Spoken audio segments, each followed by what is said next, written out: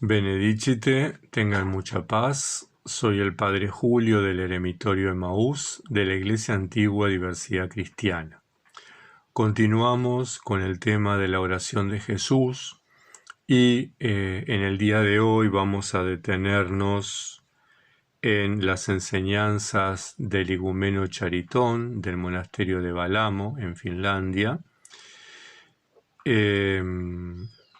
En las actitudes o la actitud que tenemos que tener durante la oración.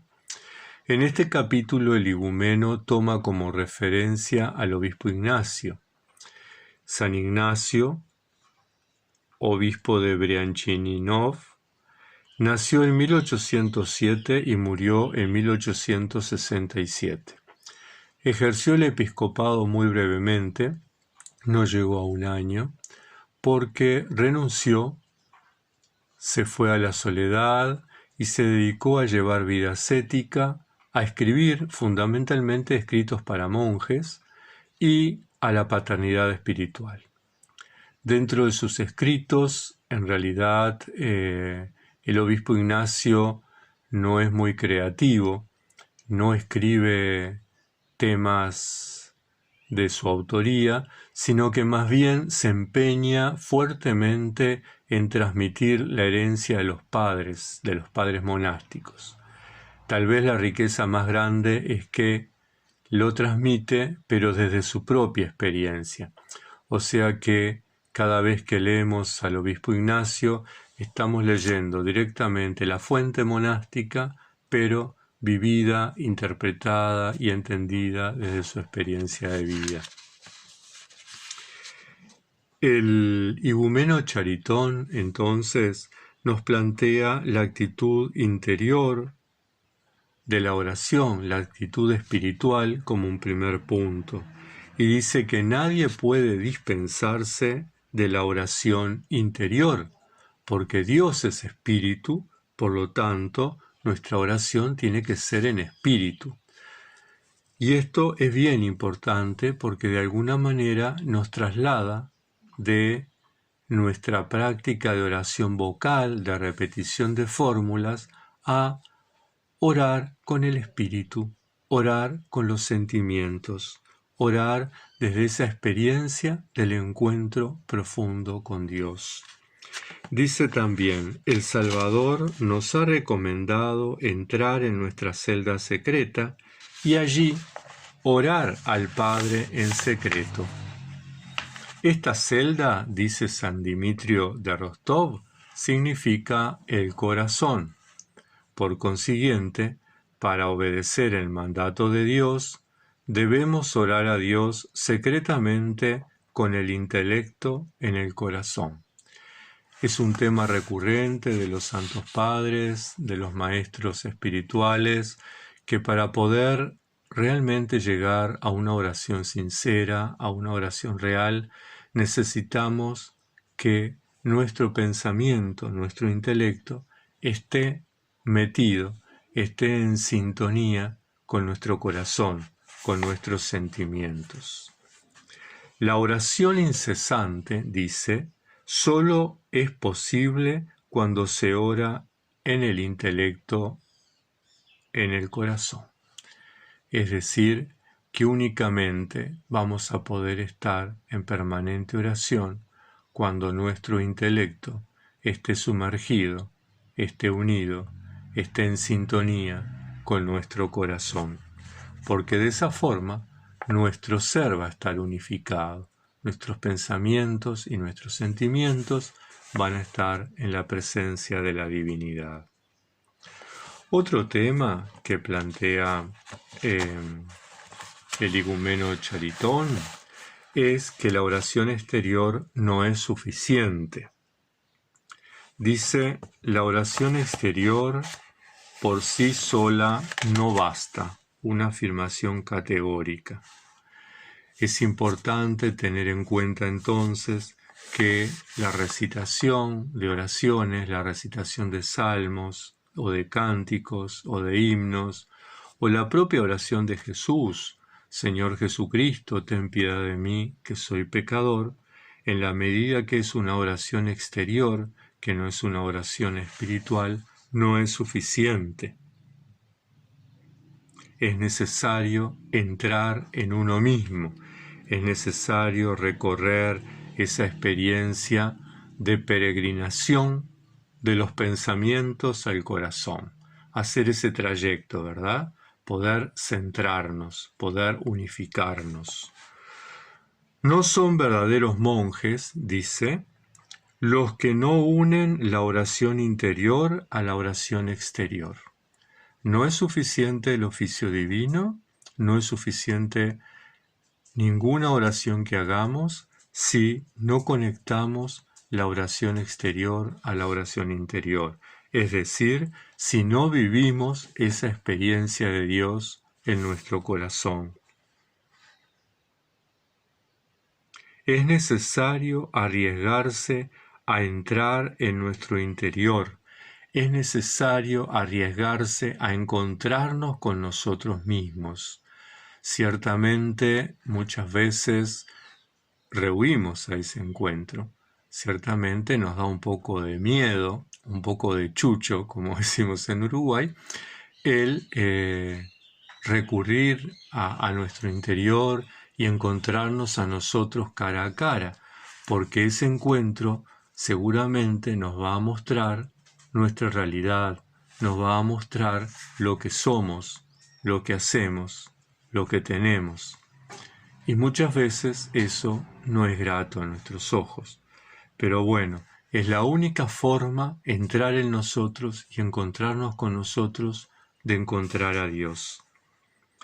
Aquel que no ha entrado en sí mismo, dice, no es todavía un recluso, no es todavía un monje, aunque viva en el más aislado de los monasterios.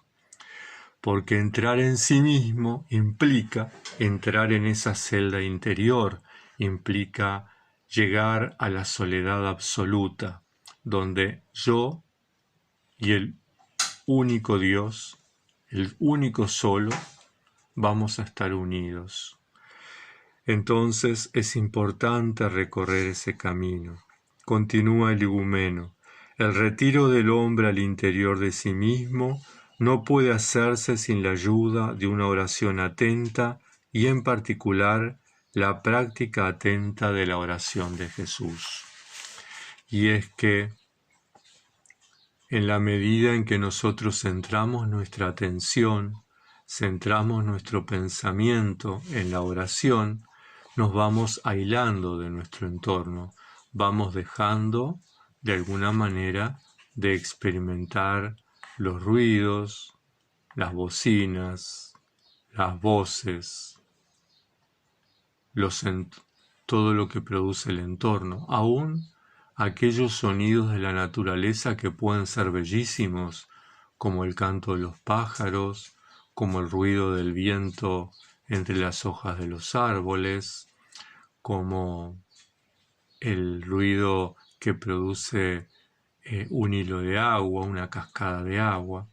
Es necesario ir de alguna manera despojándonos, aislándonos, rompiendo con todo ese contacto para poder entrar en comunión con Dios, para poder entrar en nosotros mismos, en nuestro interior. Eso es el recogimiento.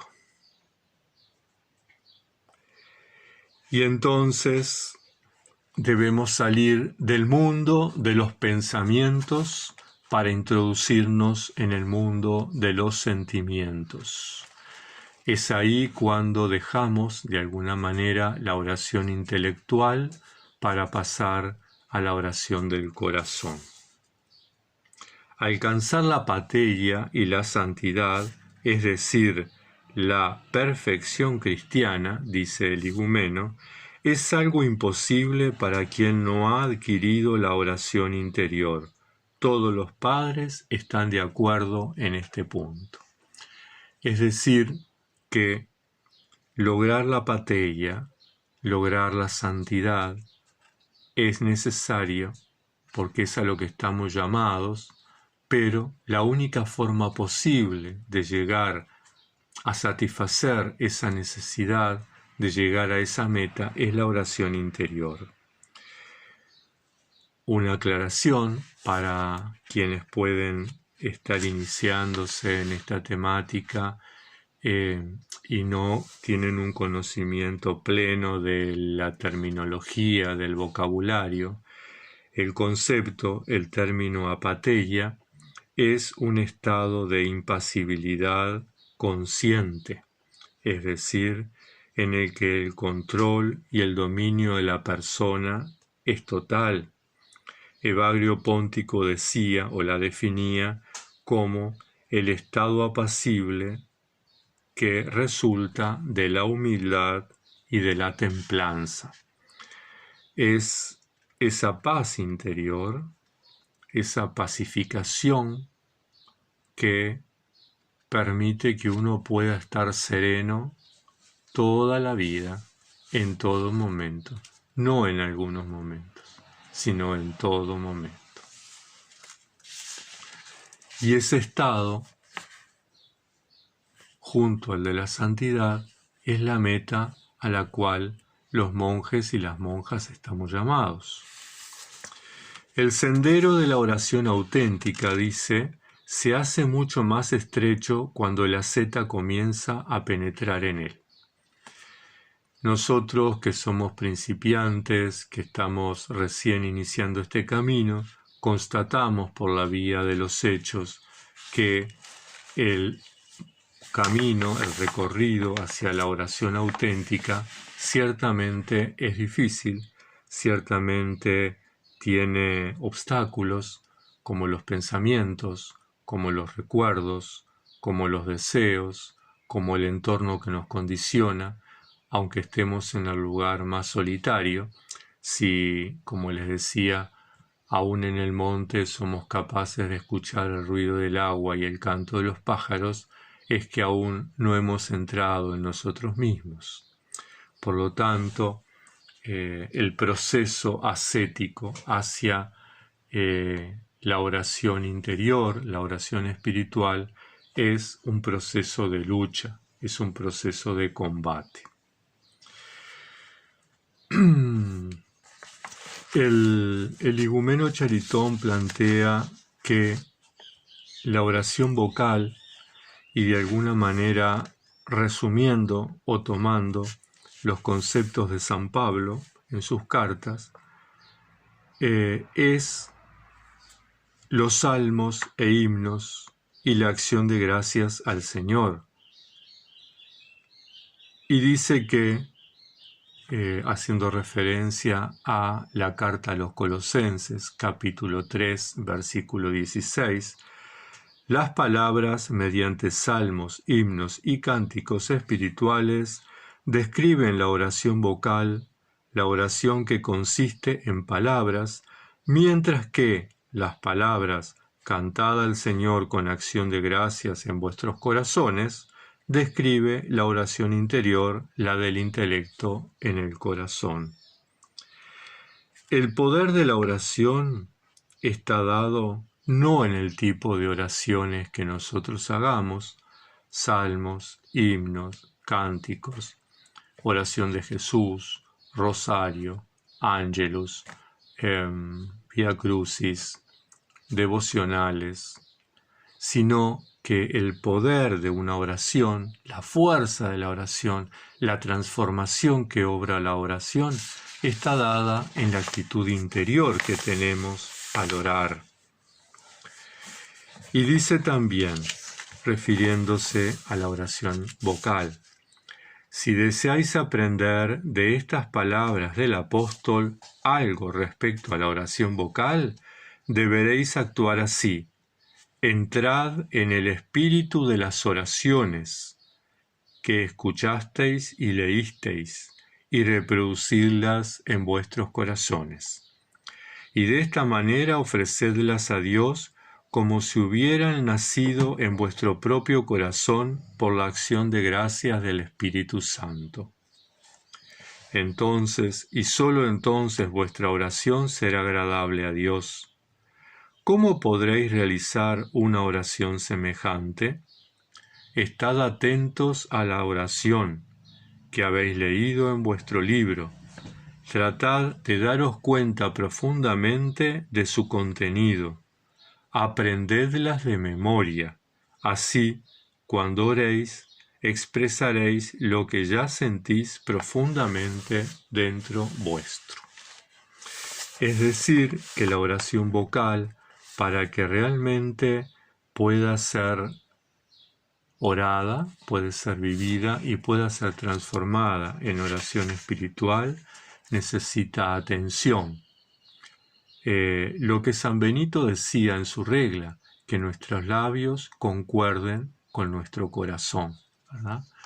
La atención, entender lo que estamos rezando, lo que estamos orando. Una segunda cosa es la rumia, es decir, la repetición, la asimilación, el hacer que eso que estamos leyendo se convierta en parte nuestra. ¿Cómo? Como la alimentación, ¿verdad? Cuando nosotros nos alimentamos, comemos, masticamos, la masticación junto con la saliva, y cuando tragamos, en el estómago, de alguna manera, esos alimentos se incorporan a nuestro organismo, ¿verdad? Nos aportan vitaminas, proteínas, hidratos de carbono, minerales, y es asimilado por nuestro organismo. Bueno, la oración igual. Tenemos que masticarla, tenemos que rumiarla, tenemos que asimilarla, tenemos que encarnarla, tenemos que apropiarnos de esa palabra, de ese contenido, de forma que cuando la oramos sea en realidad nuestra oración. Quienes tenemos la práctica de la liturgia de las horas, del oficio divino, llega un momento que los salmos llegan a ser ya parte de nuestra vida, parte de nuestro léxico. Prácticamente lo sabemos de memoria. Bueno, todas las oraciones tienen que ser así. Toda la liturgia tiene que ser asimilada de esa forma. De esta forma vamos a quedarnos con esto porque el capítulo es un poco extenso y no quiero extendernos en el tiempo. Pedimos a Santa María, Madre de Dios, que nos acompañe en estos días, que nos enseñe a orar como es debido, que nos conceda la gracia de dirigirnos a su Hijo con una oración espiritual, con una oración consciente, responsable, atenta, asimilada, encarnada. Y hagamos la práctica entonces en el día a día de que esto sea así. Tengan muchas bendiciones.